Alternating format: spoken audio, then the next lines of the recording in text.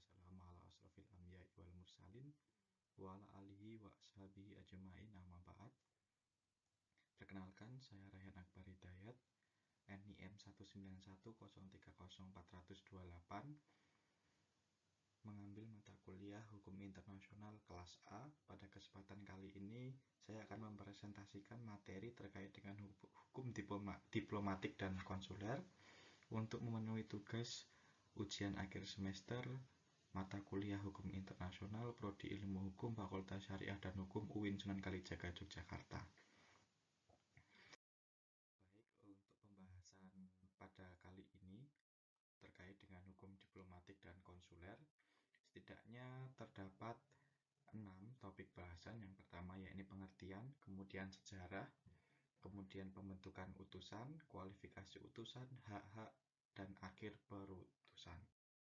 Nah, pengertian hukum diplomatik dan konsuler. Diplomatik adalah praktek mempengaruhi keputusan dan perilaku pemerintah asing atau organisasi antar pemerintah melalui dialog, negosiasi, dan cara non-kekerasan lainnya. Sedangkan konsuler adalah konsulat jenderal Republik Indonesia dan konsulat Republik Indonesia yang melakukan kegiatan konsuler di wilayah kerja di dalam wilayah negara penerima untuk mewakili dan memperjuangkan kepentingan bangsa, negara, dan pemerintah. Adapun sejarah dari hukum diplomatik ini dimulai pada abad ke-16 dan ke-17, yang mana kepala perwakilan diplomatik itu telah diletakkan dalam Kongres Wina pada tahun 1815 sebagai berikut. Yang pertama itu duta-duta besar dan para utusan.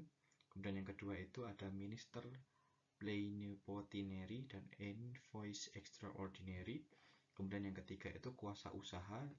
Nah, adapun setelah PBB didirikan pada tahun 1945, 2 tahun kemudian telah dibentuk Komisi Hukum Internasional setelah 30 tahun menangani 27 topik dan subtopik terkait dengan hukum internasional.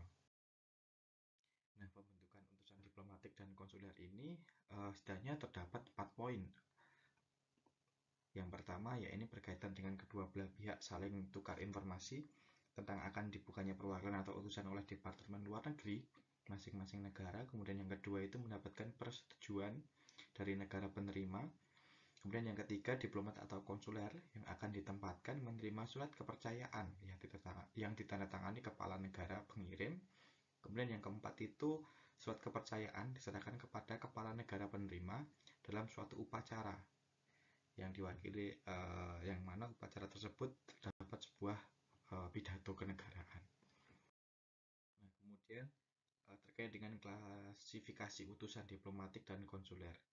Nah, di sini ada 2 klasifikasi. Yang pertama yakni terkait dengan kedutaan besar. Nah, kedutaan besar ini merupakan perwakilan diplomatik yang umumnya berlokasi di ibu kota negara yang menawarkan berbagai layanan diplomatik, termasuk layanan konsuler juga.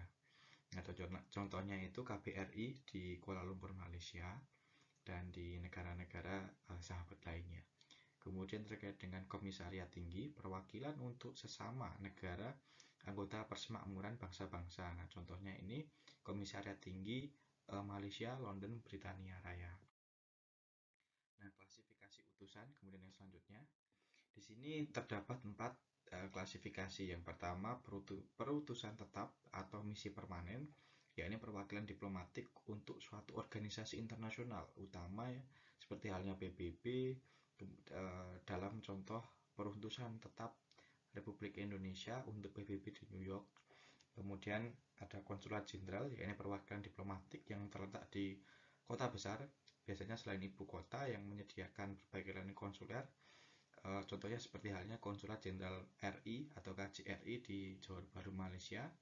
Kemudian yang ketiga ada konsulat, yakni perwakilan diplomatik yang mirip dengan konsulat jenderal, namun terdapat perbedaan, yakni layanannya tidak selengkap layanan yang disediakan oleh konsulat jenderal. Contohnya konsulat RI di Tawau, Sabah, dan Malaysia. Nah, kemudian yang keempat itu konsulat kehormatan, yakni konsulat yang dipimpin oleh konsul kehormatan, yang mana layarnya hanya terbatas dan tertentu saja pada konsulat kehormatan. Kemudian terkait dengan hak utusan diplomatik ini memiliki kekebalan dan keistimewaan dalam hal diplomatik mencakup dua pengertian, yakni yang pertama inviolability atau tidak dapat diganggu-gugat, yaitu kekebalan terhadap alat-alat kekuasaan dari negara penerima dan kekebalan dari segala gangguan yang merugikan para pejabat diplomatik. Kemudian yang kedua yakni immunity atau kekebalan, yaitu kekebalan terhadap yurisdiksi dari hukum negara penerima, baik hukum pidana, perdata maupun hukum administrasi. Baik, mungkin itu yang bisa saya sampaikan terkait dengan hukum diplomatik dan konsuler. Mungkin itu yang bisa saya sampaikan. Akhir kalam billahi fisabilillah, fastabiqul khairat. Wassalamualaikum warahmatullahi wabarakatuh.